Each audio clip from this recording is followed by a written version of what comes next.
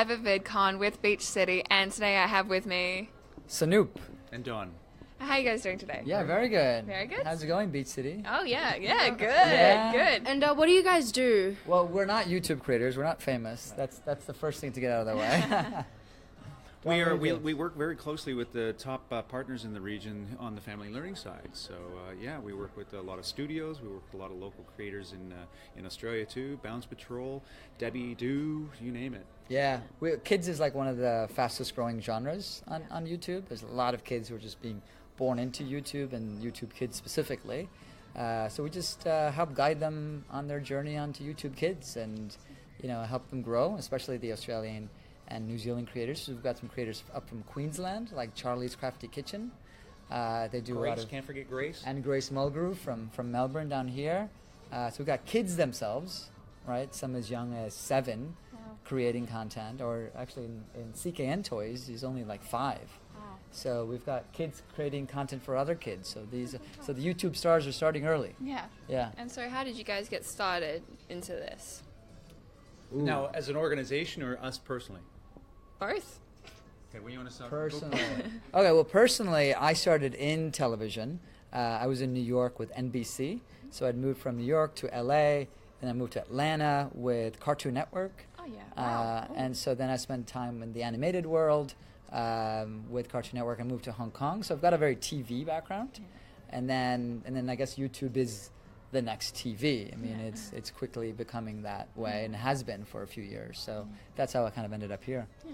Yeah, all over the place. I started out as a journalist, so I've been on that side, and which is actually oftentimes more comfortable.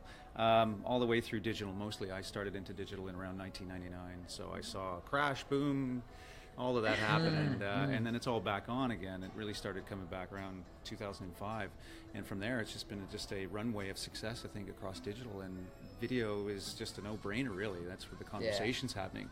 So I think YouTube, I was given an opportunity to come over and work with Sanoop and the team, and how could I say no, right? I mean, when Google comes knocking or YouTube comes knocking, you kind of like really consider what your priorities are and and go, I'm going to have to go there. I mean, it's such an amazing space of which to work within. I mean, we're really fortunate to work with and hang out with the creators, and this VidCon's a great example of that. Is just the buzz and the energy, and it's so different from traditional media where we are from in the past, and people really sharing and hanging out with each other and conversing about and talking about all the different things that they're doing, and willingly sharing and not feeling like they're in competition. That's a big difference. And the other thing is, like, when growing up, I've always been taught about having mentors, and I've had like older mentors who are more successful and so on.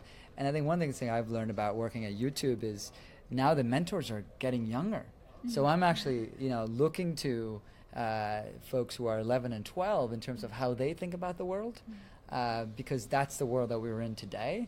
And that I find that really inspiring. So every day kind of really becomes about exploring this new world that happens to get bigger and bigger. So sorry. And for younger kids who want to get involved in this, how do you get them into this, or how do they get into this? How do they get into it? It's really, we've seen amazing stories across the region. Now, we cover 14 markets, right? Everywhere from, Tokyo, or Japan, all the way through, obviously, Australia. And you see these amazing kids, family creators, and they often stumble into it by accident. They just pick up a camera. They've got a story to tell. They've got something to share. We've got this amazing story.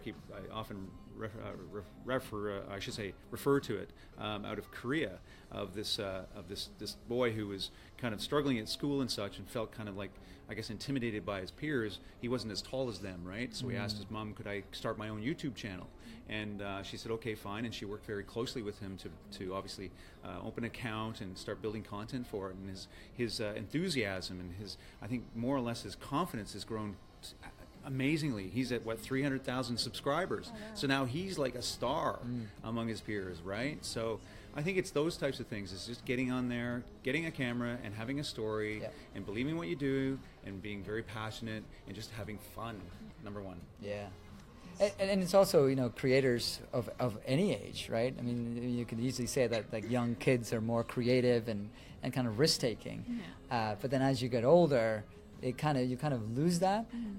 So, we knew of a creator who was supposed to go to university because that's what you got to do.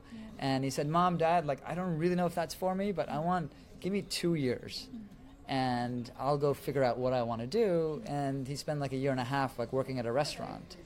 And then finally, like, it just kind of dawned on him, wait a minute, maybe I can create some videos. And so you never know where that path is going to start. It may not be in the beginning, but you know that it's going to take you somewhere. So you kind of covered what your favorite part about YouTube was. But what's your favorite part about YouTube? What do you like about being involved in the community? Yeah, my favorite part of it is I always kind of think about freedom. It's really the freedom for you to create content or create a story or create a message that you're personally passionate about.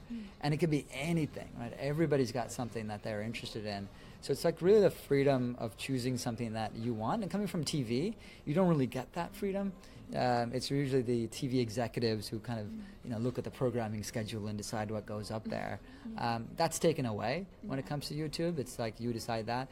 The other is from a consumer standpoint or viewer standpoint is that they connect. They feel like they too can belong because somebody else is interested in purple unicorns. Well, me too, right? And there is that natural connection. So it's freedom on both sides, not just the creation side, but also from a viewer standpoint. Yeah. And out of the blue question, who's your favorite YouTubers or YouTubers? Look, I really like Casey Neistat because the guy's kind of crazy off the wall and he has some really awesome statements. I mean, what he's saying, I think, do what you can't, which is one of his videos that he's put up, talks about the whole genre of YouTube and YouTubers and their creators side, and that's something that really resonates with me. Is like he was told for so long in his life that you shouldn't be able to do this or you can't do that, and I think YouTube creators have proven that you can pretty much do anything you want. Yeah. And in many cases be quite successful at it, and he's one of those examples. For me, that's a real personal statement. Yeah. My favorite is one of the creators that I work with, Grace Mulgrew, Grace's World, and she uses toys to tell stories. And I find that really beautiful just because you can bring real-world situation even into a creative play world. And she's not the only person doing it. There are other creators who are doing it. I love the fact that you can really integrate anything. So, for example, bullying as a topic was introduced so that other kids can learn about it, or coding. So there are like clever ways of integrating educational topics into the world of creative YouTube content. Yeah. Awesome. Right on. And are you guys waffle or pancakes? Which? Oh, can we choose both? Is there a hybrid? Yes. Why not both? Why not both? Yeah, waffle. I'd say if I had to choose one. It's a hard one. I got 2 little boys, and it's like it goes weekend to weekend. It depends. Like it might be a waffle on a Saturday, it might be a pancake on a Sunday. It's really they call the shots. Is it always sweet though? Did they ever go with savory? Oh, usually it's sweet. Yeah, there's 4 and 7. Yeah. Awesome. And another question: do you find it easier to work with more adults or children, like in sense of motivation for creating content? Oh, I've never thought about that. That's a really interesting one. I think it really depends on kind of one key word is openness. How open are you to growing, to learning, to creating, to connecting? So I think that's probably the one kind of theme that cuts across whether it's a kid creator or an adult creator. So I think age is not that critical. It's more about openness.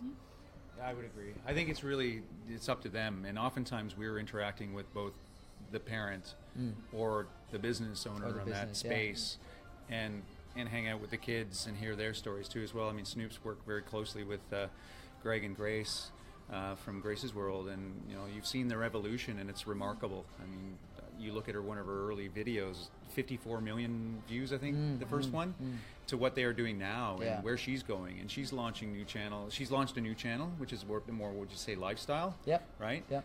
So she's evolving, and we're evolving. Actually, what the greatest part of this is going along with their journey. Yeah, we're absolutely. Yeah. I think we can't forget that part, right? It is the evolution on both sides. So we are travelers together, and also like Charlie's Crafty Kitchen from Queensland, they're now doing an animated series.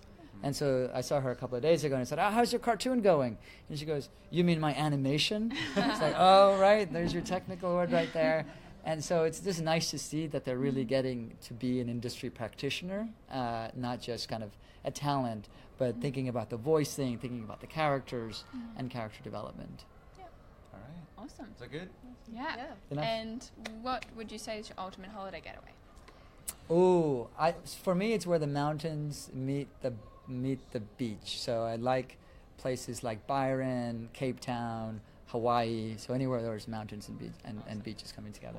I'd go for the beach, but although my last trip was back to Whistler, where I lived for many years, and but my wife wanted to go skiing, so I had no choice. So it was cold, but it was awesome. We'd like to take this moment to thank Wyndham Hotels for sponsoring us today at VidCon. And I heard something about their loyalty program, Talia. They have the world's most generous loyalty program, and Yeah. they're offering 5-night stay for 2 people at their Bali resort. Yeah. So We'll take it. We got families. Thank you. Yeah. Yeah, All you gotta so do- enter on Okay. Facebook, and thank you guys so much for tuning in, and we will hopefully see you guys soon. Bye.